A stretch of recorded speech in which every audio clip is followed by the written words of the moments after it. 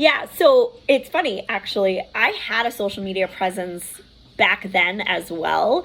And I always tell people when you're in-house, it's a little difficult in terms of how to manage your personal brand while working full time and managing the expectations of your employers and what to post. And, are you going to alert them that maybe you're looking for a job or you're building your own brand at the expense of the firm? And it's a fine line. So I know that I'm definitely more visible now than I was before, but I had been building my brand for a very long time, Greg.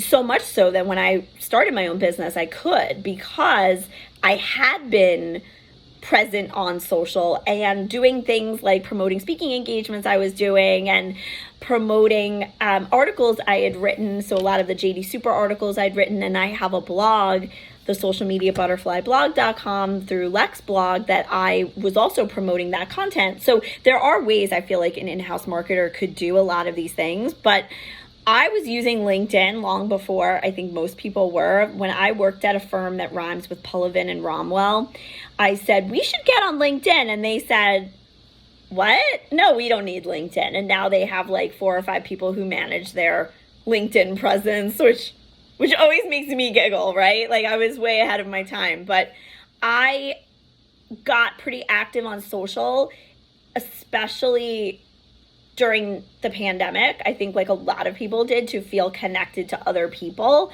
I also accidentally started my own business. This was not exactly what I set out to do. I was the CMO of a mid-sized law firm and I lost my job and I wasn't sure what I was going to do.